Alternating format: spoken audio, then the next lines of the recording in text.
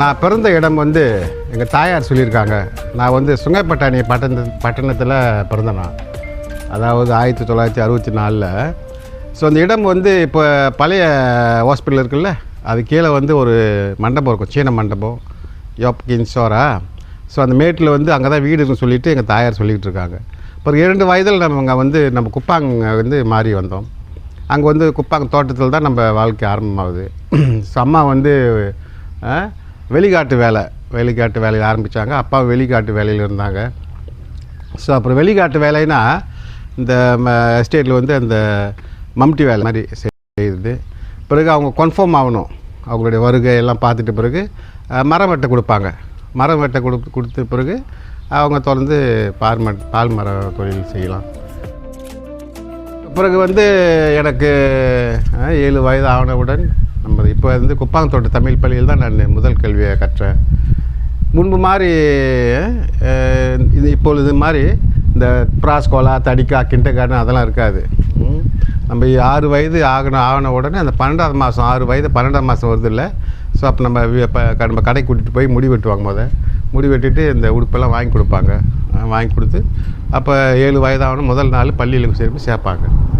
பள்ளியில் சேர்க்கும் பொழுது அவர் சொல்லுவார், அப்பா சொல்லுவார் வாத்தியார்கிட்ட, கண்ணை மட்டும் விட்டுட்டு மற்றதெல்லாம் நீங்கள் பார்த்துங்க சார், நல்லா படிக்கணும், நல்லா படிக்கலைன்னா அவனை அடிங்க, அவன் சொல்லி பேச்சு கேட்கலன்னா அடிங்கன்னுவார். அதான் வந்து கல்வி ஆரம்பம். அப்போ குப்பாங்க தோட்டத்தில் வந்து நம்ம தமிழ் பள்ளியில் பள்ளி ஆரம்பித்து 6 ஆண்டுகள் வரை. பிறகு துங்குபுத்ரா இடைநிலை பள்ளிக்கு நம்ம போனோம். அங்கே போயிட்டு அங்கே என்னன்னு சொன்னால் சீன மாணவர்கள் இந்த இந்திய மாணவர்கள் வந்து எப்படி கெட்டித்தனமாக இருந்தாலும் ரிமூவ் கிளாஸுக்கு போகணும். ரிமூவ் கிளாஸுக்கு போயிட்டு 1 வருஷம் படிக்கணும். பிறகு படிச்சுட்டு அந்த ரிமூவ் கிளாஸை பரீட்சை, அந்த கடைசி பரீட்சை சொல்லுவாங்கள்ல, கடைசி தவணை, அதில் பரீட்சையில் நல்லா தேர்ச்சி பெற்று அப்போ தான் வந்து அந்த ஃபார்ம் 1 என்று சொல்லக்கூடிய வகுப்பை பிரிப்பாங்க. இப்போ நான் படிக்கும் பொழுது துங்குபுத்ரா பள்ளியில் வந்து ஃபார்ம் 1 முதல் வகுப்பு வந்து 7 வகுப்பு இருக்கும். அப்போ முதல் வகுப்பு 2, 3, 4, 7 வகுப்பு, ஒரு வகுப்பில் 40 மாணவர் இருப்பாங்க. அப்போ அந்த வகுப்பில் மிக்ஸாக இருப்போம். இப்போ நான் வந்து பரீட்சையில் வந்து நல்ல சிறப்பாக செய்ததுனால என்னை ஃபார்ம் 1 முதல் வகுப்புலேயே போட்டாங்க. திகத்த சத்தில் முதல் வகுப்புலேயே போட்டாங்க. ஸோ அதற்கு முன்னதாக அந்த ஆரம்ப பள்ளியில் 3ஆம் ஆண்டு படிக்கும் பொழுது இந்த பனிலாயான் டார்ஜா தீகான்னு ஒன்று வரும். பிறகு 5ஆம் ஆண்டு படிக்கும் பொழுது பனிலாயான் டார்ஜா லீமான்னு வரும்.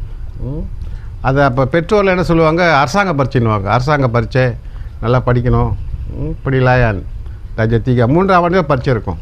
இப்போ யூபிஎஸ்ஆர் மாதிரி பரீட்சை செய்யணும். 5A 5 பாடத்தில் முக்கியமான பாடங்களை வைப்பாங்க. 5 பாடம்.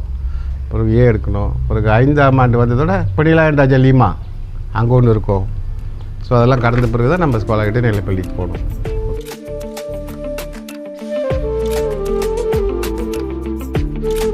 துங்குபுத்ரா பள்ளியில் வந்து 5ஆம் படி முறை படித்தேன். அதாவது திகத்தான் லீமா எஸ்பிஐ முடிஞ்சதோட திகத்தன்னா நம்ம போகிறதுக்கு அந்த பள்ளியில் முடியாது. பக்கத்தில் இருக்கிற ஸ்கோலாமனுங்க பாலி அங்கே தான் போனோம். ஸோ அங்கே போய் நான் 2 ஆண்டு காலம், அதாவது லோவர் 6 அப்பர் 6 படித்தோம் 2 ஆண்டு.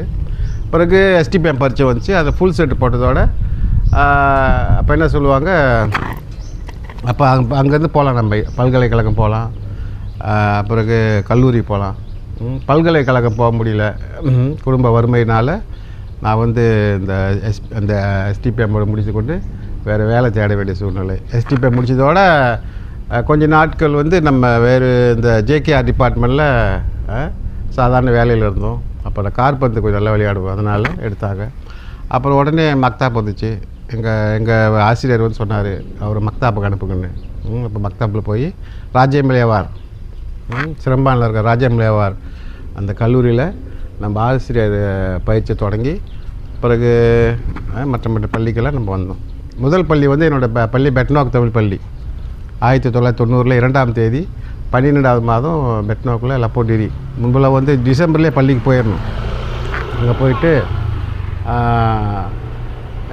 பெட்னாக்கல் பள்ளியில் பிறகு அதை தொடர்ந்து 3 வருஷத்துக்கு பிறகு மீண்டும் குப்பாங்க தமிழ் பள்ளி, அப்போ மீண்டும் குத்தம்பா தமிழ் பள்ளி, குத்தம்பா தமிழ் பள்ளியிலேருந்து பெட்னாக் தமிழ் பள்ளி, பெட்னாக் தமிழ் பள்ளியிலேருந்து நம்ம கூலிம் புஞ்சலியா பத்தாங்க போனோம்.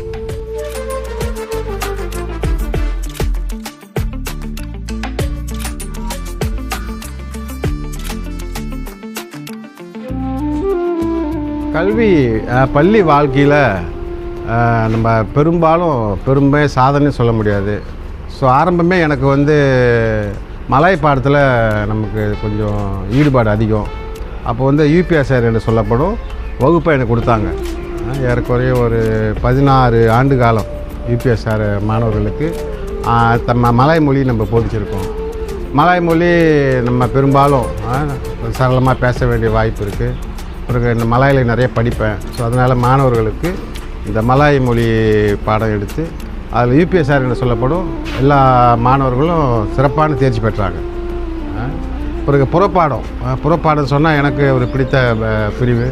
அதுலேயும் நிறைய மாணவர்கள் குறிப்பாக காற்பந்து, பிறகு இந்த சாரணர் இயக்கம், அதில் வந்து நிறைய பங்கெடுத்து நிறைய வெற்றிகள் பெற்றிருக்கும்.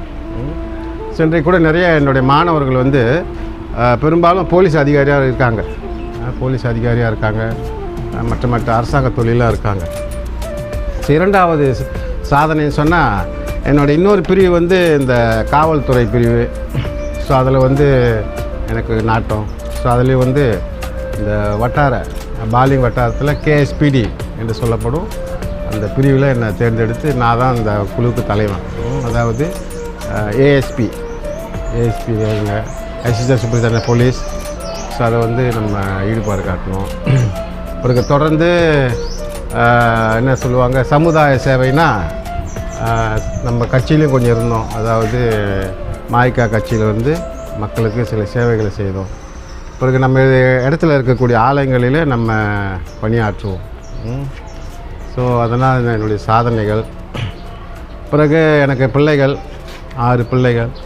ஸோ அவங்கள சாதனை சொன்னால் அவங்க எல்லா கேள்விகளும் தேர்ச்சி பெற்று எல்லாம் பல்கலைக்கழகம் போனவர்கள் போயிட்டாங்க. 4 பேர் பல்கலைக்கழகம் போயிட்டு 2 பேர் மாஸ்டர் பட்டம் முடிச்சிட்டாங்க. ஸோ 2 பேரும் பிஹெச்டி செய்ய போகிறோன்னு சொல்லிகிட்டு இருக்காங்க. ஸோ ஒருவர் வந்து ஒரு ஆசிரியர், அவரும் பட்டதாரி. இன்னொருத்தவங்க படிச்சுக்கிட்டு இருக்காங்க. அதாவது இந்த ஃபார்மாசி, இந்த பிரிவில் மெடிக்கல் பிரிவில் ஃபார்மாசியில் படிச்சுக்கிட்டு இருக்காங்க. இன்னொரு பையன் வந்து இப்போ வந்து ஃபார்ம் 2 படிச்சுக்கிட்டு இருக்காரு. ஸோ மாணவர்களுக்கு இந்த கல்வி தான் ரொம்ப முக்கியம். இந்த கல்வியை வந்து நம்ம சிறப்பாக செய்யணும். அது எங்கே ஆரம்பம்னா, பெரும்பாலும் நம்ம பெரிய சொல்கிறோம் வாத்தியார் தான் எல்லாம் கொடுப்பாருன்னு சொல்லிட்டு. ஸோ பெற்றோர்களிடமிருந்து ஆரம்பிக்குது. மாணவர்களுக்கு கல்வியோட நாட்டம் வந்து பெற்றோர்களுக்கு தான் ஆரம்பிக்குது. ஸோ வீட்டிலிருந்தே நம்முடைய மாணவர்களுக்கு இந்த கல்வி முக்கியத்துவம் பெற்றோர் தான் முதல்ல ஆரம்பிக்கணும். அப்புறம் ஆசிரியர்கள் வந்து பாலிஷ் பண்ணுவாங்க பள்ளியில். சரி, அவ்வளோதான் சாதனைகள்.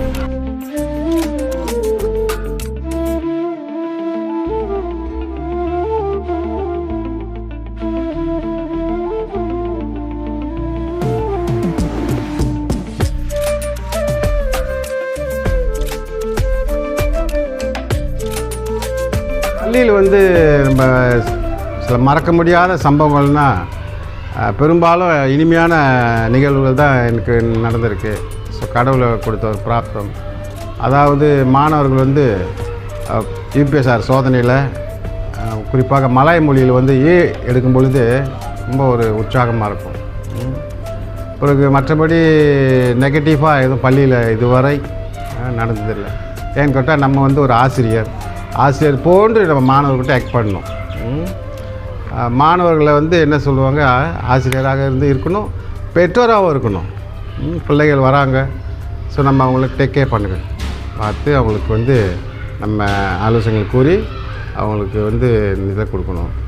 அதான் வந்து இனிமையான இது. நகைச்சுவையாக ஒன்றுன்னு சொன்னால், நான் கூலியம் தமிழ் பள்ளி வேலை செய்யும் பொழுது முதல் நாள் அன்றைக்கு தான் போய் லப்போடிரி பண்ணேன். மாலை பிரிவு. ஒரு 1ஆம் ஆண்டு மாணவன் வந்து எல்லாம் வீட்டுக்கு போகும்பொழுது அந்த வேன் தவறி ஏறிட்டார். வேறு வேனில் ஏறிட்டு வீடு போய் சேரல. பெற்றோர்களாக வந்து நம்ம கேட்குறாங்க, எங்கே என்னோடய பையன் வீடு வந்து சேரல, மணி 7 ஆச்சு 8 ஆச்சுன்னு சொல்லிட்டு. ஸோ எனக்கு வந்து அது புது அனுபவம் அன்றைக்கு. அப்போ வந்து எல்லாம் தேடி பார்த்தா அந்த வேன் கரை கொண்டு வந்து பள்ளியில் விடுறாரு. பையன் சீலாப்பா வேன் ஏறிட்டான். அந்த மாதிரி. அப்போ பெற்றோர்களுக்கு மாணவர்களுக்கு எதுவும் சிரமம் வரும்பொழுது நம்ம அங்கேயே நின்று அவர்களுடைய பிரச்சனைகள் நம்ம கலையை பார்க்கணும். பள்ளியில் வந்து எனக்கு இனிமையான நிகழ்வுகள்னு சொன்னால், நண்பர்கள் பார்க்குறது, நண்பர்களோடு பேசுறது.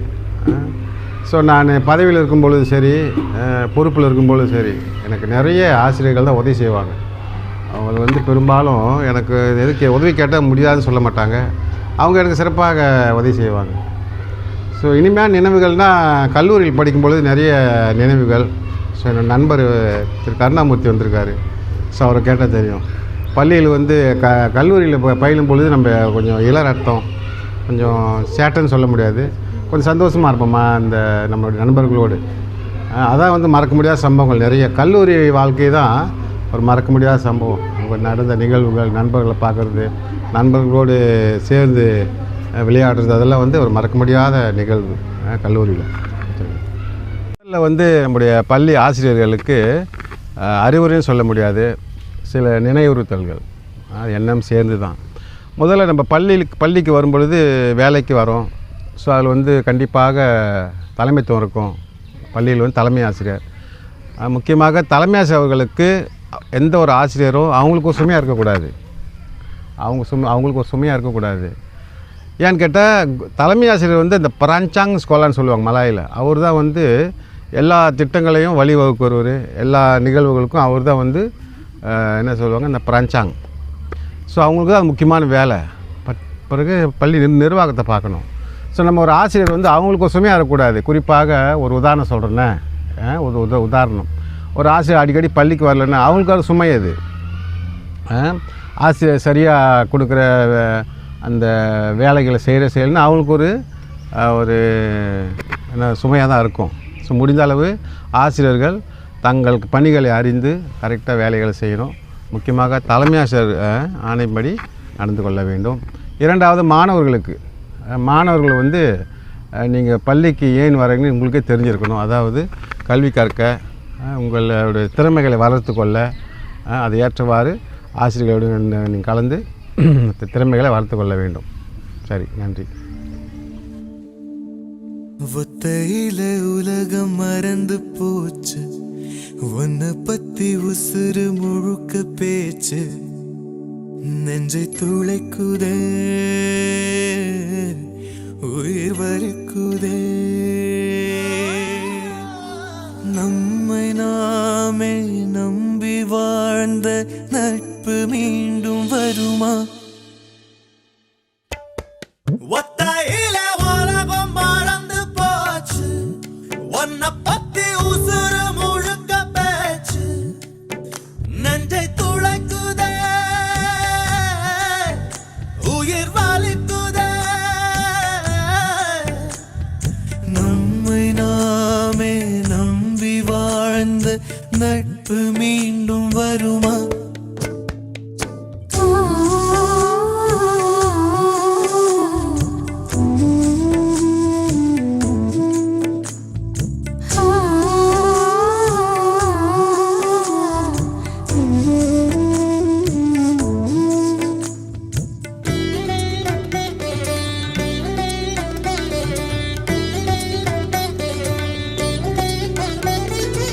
அரட்டைகள் அடித்தோமே, குரட்டையில் சிரித்தோமே, பரட்டையாய் திரிந்தோமே, இப்போது பாதியில் பிரிந்தோமே. இரவினில் நிழலாக இருவரை எழுந்தேனே, மழையினில் அழுதாலே கண்ணீரை யாரதை அறிவாரோ? அவன் தொலைவினில் தொடர்கதையோ, இவன் விழிகளில் விழுகதையோ? இனிமேல் நானே தனியாளானே,